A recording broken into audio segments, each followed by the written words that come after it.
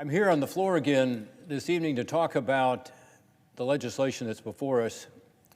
One is the bipartisan infrastructure legislation that passed this chamber with 69 votes.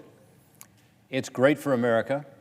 It addresses real problems we have in upgrading our infrastructure, but it also deals with competitiveness. My colleague from Illinois just made a good point that we are in a global competition with other countries, including China. One reason we're not doing as well as we should is that the other countries are putting a lot more of their money into infrastructure because it's good for their economies, and we're not. As an example, China spends a lot more as a percent of their GDP on infrastructure than we do, much more. And so bridges and roads and railways and ports, a big problem right now, all of these would be improved, would make our economy, therefore, more efficient. And as the economists say, that makes us more productive as a country and allows us to be able to compete globally. Right now with these supply chain issues, whether it's freight on the rail system or whether it's our highway system or whether it's our port system or our waterway system, all of which need help, it would be easier for us to deal with this transition we're going through if we had better infrastructure. This infrastructure bill, unfortunately, has gotten intertwined with another bill over in the House of Representatives. So although it passed here on its own merits, standing alone as an infrastructure bill with no new tax increases, when it got to the House of Representatives, the Speaker of the House wanted to combine it with another bill, which is what has been called around here the reconciliation bill, which refers to a process here in the United States Senate, a rare process where instead of having the normal 60 votes, a supermajority for legislation, under reconciliation, a couple times a year, you can have something that only needs to get 50 votes, assuming that you have the presidency in your party, because then the vice president, as president of the Senate, can come and break the tie to get to 51. So that is the reconciliation process that Democrats want to use for this other bill. What's the other bill? It's a huge tax and spend bill. Just as I believe infrastructure would be good for our country and is actually counter-inflationary, based on the economists. Why? Because you're doing long-term investments in capital assets. That's good for pushing back against inflation. More spending on social programs, which is what's in the reconciliation bill, would add to inflation at a time when we already have a huge problem there. And also, the huge amount of spending would be unprecedented. We'll talk about that in a minute, depending on how much spending is in there. But that's one bill, and the infrastructure bill is separate. So I, again, call on my colleagues in the House of Representatives, the leadership over there, let the infrastructure bill go. Allow it to be voted on the merits. Don't tie it as a political hostage to this reconciliation bill, the tax and spend bill that Democrats have had a really hard time passing through the system. Infrastructure needs to stand on its own. The American people deserve that. It's been almost 3 months. Almost 3 months since the Senate passed it. And people are waiting, and they deserve the help. And by the way, it helps on a broad range, not just on the roads and bridges and the rail and the ports and the waterways I talked about. It helps with resilience to push back against natural disasters, something all of our states are experiencing. It is something that helps with regard to our energy policy, makes us more competitive, and yes, encourages us to use the resources we have, but to do so through carbon capture, encourage us to move to more electric vehicles. It encourages us to be more competitive on that front as well. So infrastructure means also digital infrastructure. It actually, for the first time ever, provides a huge boost to having high-speed broadband spread all around the country, particularly in our rural areas like Ohio, where we have so many areas, about a third of our state, that does not have access to it. People can't do the appropriate telehealth that they want to do. They certainly can't do the telelearning they want to do. Difficult to even go to school these days and do your homework if you don't have access to the internet. And of course, it helps us back in Ohio, if we have internet, to be able to start businesses in these rural areas of Ohio. So this is all in the infrastructure bill. That's why, again, it got 69 votes here in the United States Senate. That's not usual around here. Truly bipartisan. President Biden says he will sign it. Let's pass it. If we pass it in the House, it will be signed into law, and it will begin to help our country at a time when we need the help. We also could use a little bipartisanship around here, don't you think? This is one we can agree on. Why should it be held political hostage to something that is strictly partisan and controversial, and in my view, would be dangerous to our economy right now? Now, why do I say that? Well, this new spending that would be in the bill would be the highest level of spending that we have ever seen in the United States Congress. Remember, originally it was $3.5 trillion. I guess originally it was $6 trillion, then $3.5 trillion. Now there is discussion. I just read a report this afternoon in one of the media sources saying it may be as low as $2 trillion. $2 trillion, that's $2,000 billion in additional spending at a time of record deficits and debt. Now, people say, well, that's a lot less than 3.5. Yes, but it would still be the largest bill ever passed by the United States Congress, ever. The 1.9 trillion that was passed in March, not that long ago, that was supposed to be for COVID, but most of which is not going to COVID purposes, was the largest ever. Now this would be at 2 trillion, a little larger than that, adding up together to almost $4 trillion of new spending. Again, when the 1.9 trillion was passed, a lot of people said, including me, this is a risk to our economy right now. We're coming out of the pandemic with a growing economy. Why overheat the economy right now? But we did, and it caused much of the inflation we're now experiencing.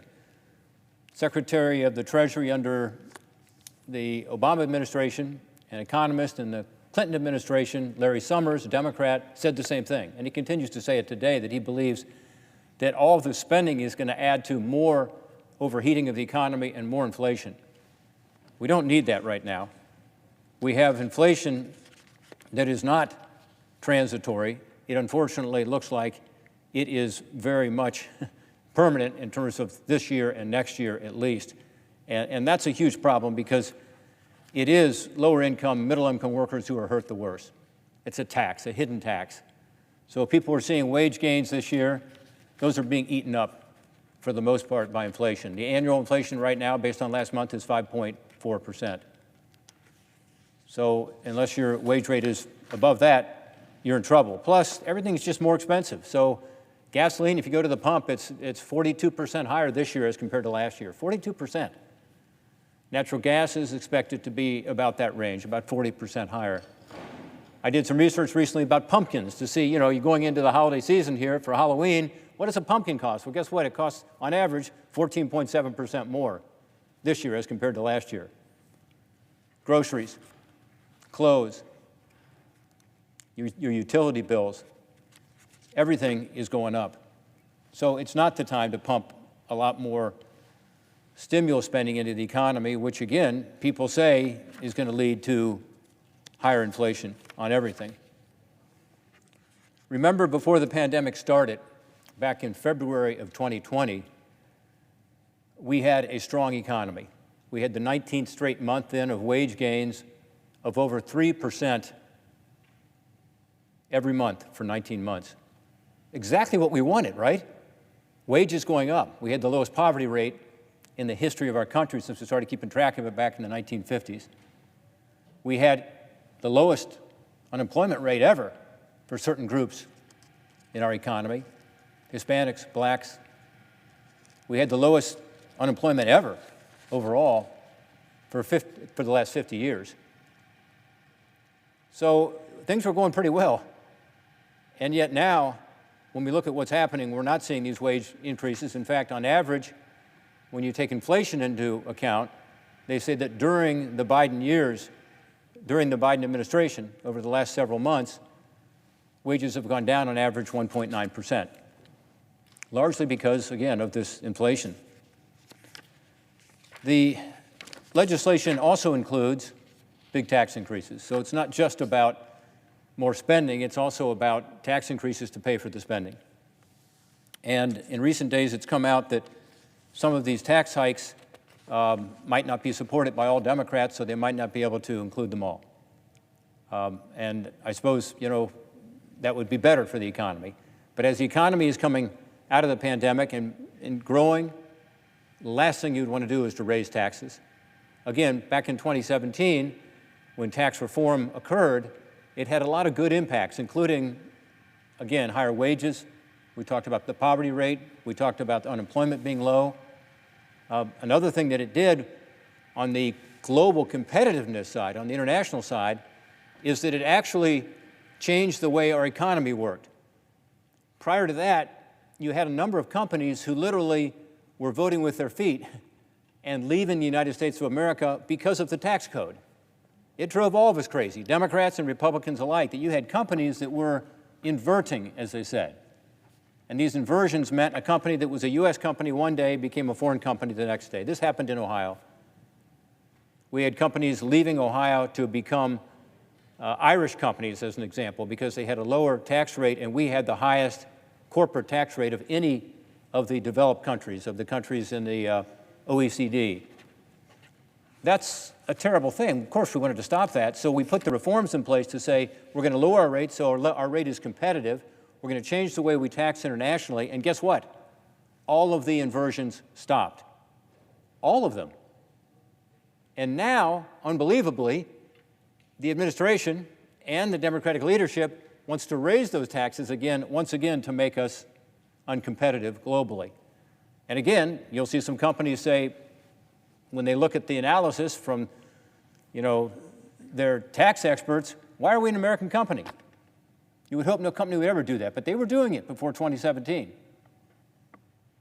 During the Obama administration, at the beginning of the Trump administration, they were leaving.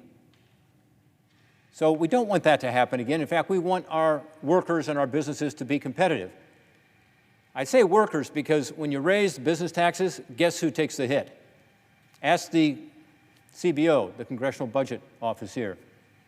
What CBO will tell you, which is a nonpartisan group here in the United States Congress, their analysis is that about 70% of the increase in corporate taxes is borne by workers. About 70% of the cut in taxes helped workers, higher wages, higher benefits. The Tax Foundation has the same analysis. The Joint Committee on Taxation, when they look at this legislation before us, the $3.5 trillion that was reported, that was introduced, they said it'll raise taxes on middle-income workers, well below $400,000.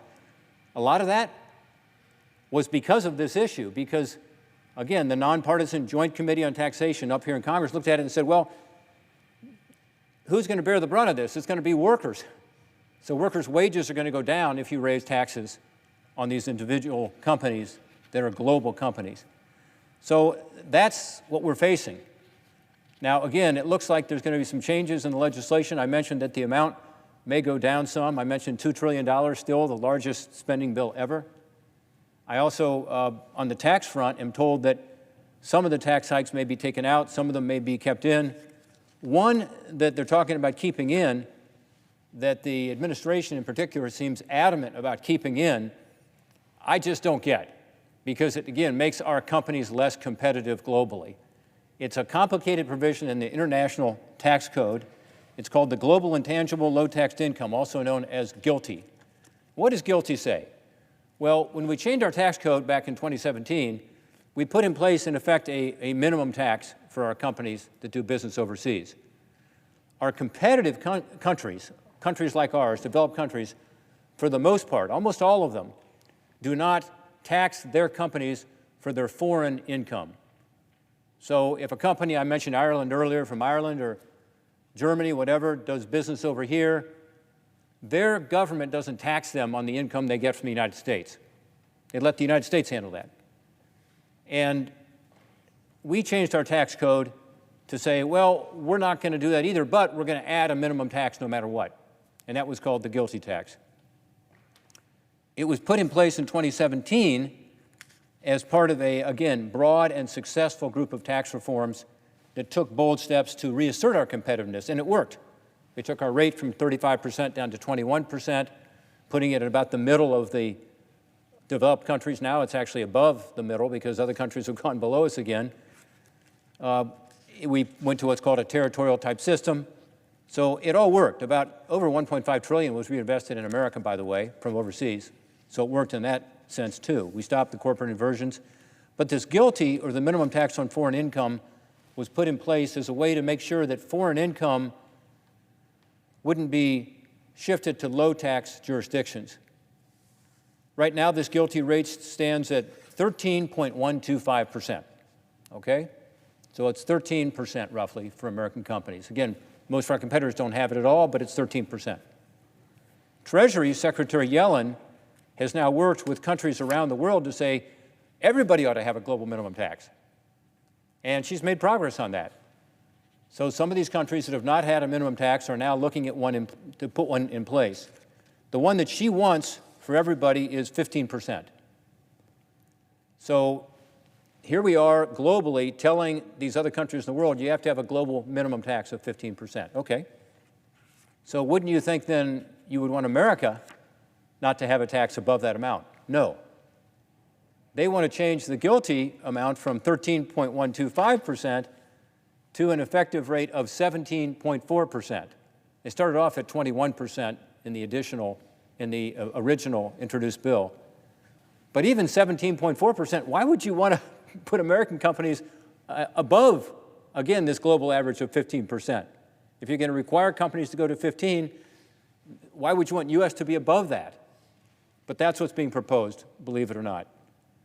And by the way, they are saying that we would go ahead and go to 17.4% before any other countries in the world would have to do it, 2 years before they'd have to do it. Whether they do it or not is a question. Let's be honest. Some countries don't want to do it. They may not do it. Their legislatures may not let them do it. But let's assume that they do follow suit. We'd be out there 2 years earlier with a higher tax rate on our workers. Remember, who bears the brunt of this tax increase? Our companies would be non-competitive. Our workers would be non-competitive. So I would hope that as my colleagues are looking at this, I know it seems easy, let's just tax the international companies, that they would look at what happened in 2017, the positive impacts of that, and the negative if we reverse course and go back and raise our taxes above what other countries charge. By the way, to do this would mean nullifying tax treaties that we have with other countries all around the world, because it's a different way of approaching it. We would not have a minimum tax in place now, so the tax treaties would have to be amended. That means, obviously, to me, that you'd have to have a tax treaty change here in America. In other words, you can't change tax treaties just on one side. It's a bilateral. So we would have to change our tax treaties here. Treaties have to go through the United States Senate. As you probably know, they have to go through the United States Senate, and it's a 2/3 vote to change the treaty. There's a reason for that. It's part of our checks and balances to be sure the treaties, which are very serious undertakings, is something that you get a strong bipartisan support for. And yet, my understanding is that the Secretary of the Treasury and others in the administration are saying they're not sure we have to get this GILTI change or these treaty changes that we have those other countries through the United States Senate. We just might do it through some other way, administratively or through an executive legislative action. I sure hope they don't do that. That would set a terrible precedent. It would mean that this whole constitutionally based rule we have with regard to treaties would be very difficult to uphold in the future for anything. Let me be clear. This is bad for workers as well as bad for companies. The National Association of Manufacturers just did a recent study, and they found that hiking the GILTI rate in a way we just talked about could cost up to 1 million U.S. jobs. Again, CBO here on the Capitol, Tax Foundation, the Joint Committee on Taxation, all of them believe this would saddle our workers with lower wages and lost jobs by making our businesses less competitive globally. I'm also concerned that the administration is talking about imposing a burdensome new information reporting requirement that would require far more information from taxpayers than is needed to enforce our tax laws and represent an unprecedented invasion of taxpayer privacy. You've probably heard about this because it's getting more and more attention, the so-called $600 limit. Now, this would mean that the IRS would receive a report from you every year for any expenditure, think about an expense or a payment going in and out of your checking account of $600 or more. Recently, again, based on a report I saw today, the administration and Democratic leadership here on Capitol Hill are talking about changing that $600 to $10,000, so it would be a higher threshold. Now, that higher threshold is something that most Americans would reach pretty quickly. Think about it, $10,000 a year in total expenditures. $830 per month is what that is. So think about, do you spend $830 a month on groceries, gas, clothes, essentials? If you do, then be prepared for the IRS to be able to look through your tax records in ways they never have before. Don't get me wrong, I believe enforcing our tax laws is important. And I'm actually one of the Republicans, there may not be many of us, who believe that the IRS should have more resources for things like improving their computer system, because it is so antiquated. And I spent 2 years of my life studying this. Several years ago, we came up with some reforms out of a commission. We improved it. It needs to be improved again. The computer systems they have, both the software and the hardware, and frankly, their ability to use it, is way outdated. And it's not good for taxpayers. It's bad for small businesses. It's bad for individuals because the right hand often doesn't know what the left hand is doing. So I'm for that. I'm for better taxpayer service and providing more funding for that. But I'm not for providing tons more data to the IRS that has nothing to do with income, that is unprecedented, that their systems cannot handle. There is no way that they'd be able to handle these millions and millions of new data that they would be getting from all of us. Hundreds of millions of accounts with financial institutions, e-payment apps like Venmo, cryptocurrency exchanges like Coinbase are going to be subjected to more paperwork and confusion if this happens. If you have one of the 403 million active PayPal accounts, watch out, your personal account information may be sent to the IRS. And boy, that's going to result in some confusion at some point. Again, if you're one of the vast majority of Americans who spends more than $830 a month on anything, then you're going to have to report that. So there's some people who are pretty smart about this, who have looked at it and said, this doesn't make sense. One of them is Stephen Rosenthal. He's at the left-leaning Tax Policy Center. He stated, and I quote, this would, quote, bury the agency in a sea of unproductive information, end quote. That's how I feel about it. Again, I'd like to have the IRS be better in terms of what they can do with technology, be able to handle their job better, to be able to ensure that every taxpayer gets a fair shake, because sometimes right now, again, the left hand doesn't know what the right hand is doing because their computer system is so antiquated, software, hardware, everything. But as he said, they can't handle the data they have. Mark Everson, who's a former IRS commissioner, wrote a really interesting op-ed that I read yesterday. He wrote that, quote, this proposal would prove all but impossible for the IRS to handle and engulf the service in a damaging political firestorm, end quote. That's from Mark Everson. By the way, Mark Everson wants to give the IRS more money to improve their computer systems. He thinks there's not enough enforcement being done with regard to partnerships right now, as an example, or he thinks taxpayer service should be improved. So he's not someone that says we should starve the IRS, but he's saying, don't do this. Don't do this. Add this new information reporting that is not information about income and that the IRS is not going to be able to handle, and it's an intrusion into our lives that is unnecessary. That's in the legislation. So again, I've come down to the floor here every week since the original introduction of this tax and spend legislation we've talked about today. This is the 6th straight week that I've come to the floor. When we're in session every week, I'm going to come, continue to come, as long as this bill is out there, because I want the American people and my colleagues to know what's in this legislation and why it would be so damaging to our country right now. And again, I distinguish the infrastructure bill. Good for the economy, the right thing to do to counter inflation, something every president in modern times has tried to do, by the way, for good reason. Let it stand on its own. It should be voted on its own merits. Don't entangle it with this tax and spend legislation that is reckless at a time of rising inflation and higher debts and deficits, in a time when our economy is finally getting on its feet. Let's not add job-killing tax hikes. Let's not add this massive new spending. It's in our national interest to move forward with regard to the infrastructure bill, and it's our national interest to stop the reckless tax and spend legislation. I yield back my time.